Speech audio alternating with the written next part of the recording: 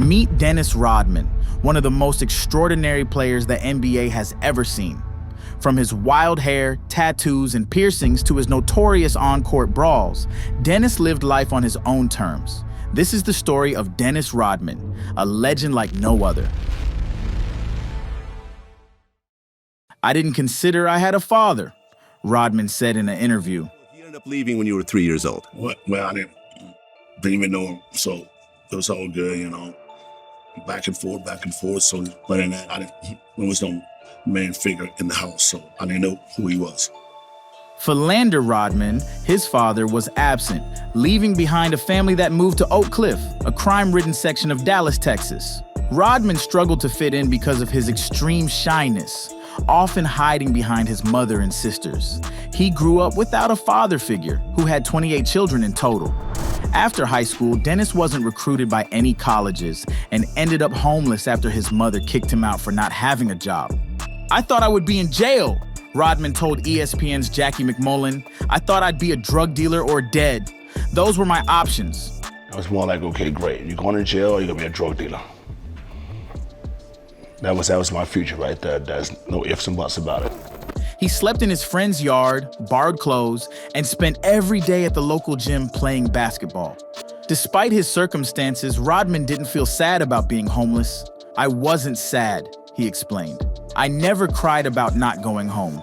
I never cried about my sisters and my mother, my so-called father, or any one of my relatives I never knew about. I was so used to living life this way." He eventually got a job as a janitor at the Dallas-Fort Worth airport, but lost it after being caught stealing watches. With no job and no home, he enrolled in Cook County Junior College, playing basketball for a semester before dropping out due to poor grades. However, during this time, Rodman's height shot up from 5'9" to 6'7". Dennis Rodman's basketball skills caught the attention of college scouts. After a chance encounter with his mother, who allowed him to come home if he got a job, Rodman was offered a scholarship tryout at Southeastern Oklahoma State University.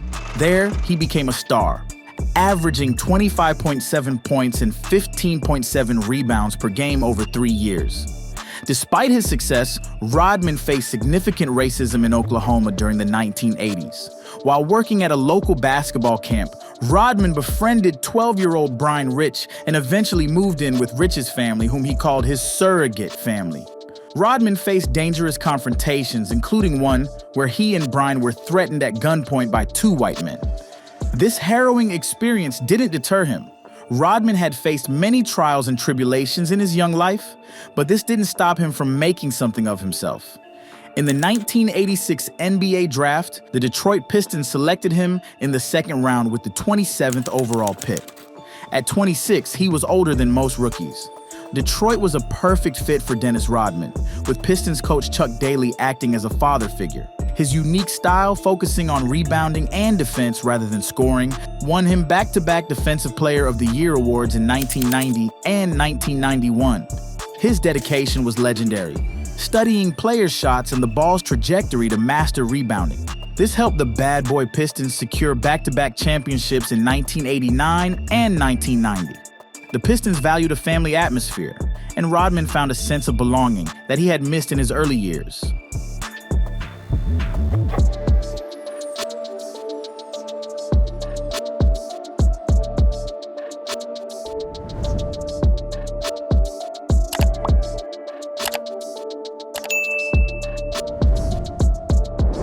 By October 1993, the Pistons had changed significantly, leading to Dennis being traded to the San Antonio Spurs. In San Antonio, he transformed his image, dyeing his hair, getting piercings and tattoos. Known as the Worm for his childhood pinball antics, Rodman's time in San Antonio was tumultuous, marked by clashes with teammate David Robinson and personal struggles, including a near-suicide incident in 1993.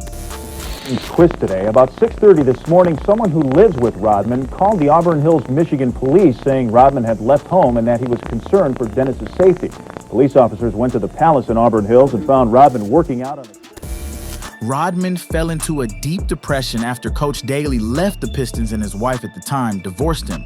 Feeling isolated, he wrote a suicide note, left it with a friend, and sat in his car with a loaded shotgun. Unfortunately, he fell asleep listening to Pearl Jam and was woken up by the police. I had the gun in my lap, and next thing you know, I fell asleep listening to Pearl Jam. Then I woke up, and all the cops and everyone was there. I didn't know what was going on. I totally forgot I had a gun in my hand. They got me out of the car. That was pretty much what it was, he recalled in 2019. In 1995, Dennis Rodman was traded to the Chicago Bulls, joining Michael Jordan and Scottie Pippen. Under coach Phil Jackson, Rodman thrived, helping the Bulls to 3 consecutive championships from 1996 to 1998. His antics, such as promoting his autobiography in a wedding dress and kicking a cameraman. Missed it. Dennis fights for the rebound, tapped it out, and it belongs to Minnesota. He kicked the cameraman. He was really upset. Really upset. Went up in the air, came down on the camera. You thought he sprained his ankle. Made headlines, but his on-court contributions were invaluable. In 1997, during the NBA Finals, Rodman skipped practice to appear at a World Championship Wrestling WCW event with Hulk Hogan. He later wrestled alongside Hogan in several matches, blending his celebrity status with the wild world of professional wrestling.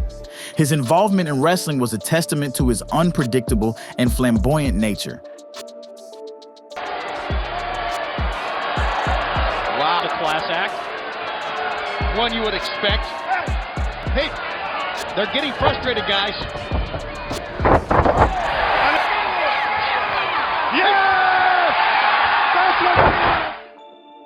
He had high-profile relationships with Madonna and Carmen Electra. It's Madonna, and she's got Dennis Rodman's number all over her. She really took a shine to him. When he hooked up with sexy actress Carmen Electra.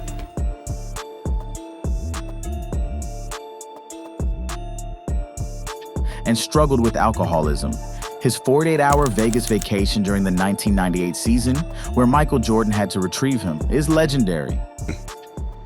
He didn't come back on time. We had to go get his ass out of bed. And I'm not gonna say what's in his bed and where he was and blah, blah, blah. There's a knock on the door. It's Michael Jordan. And I hid.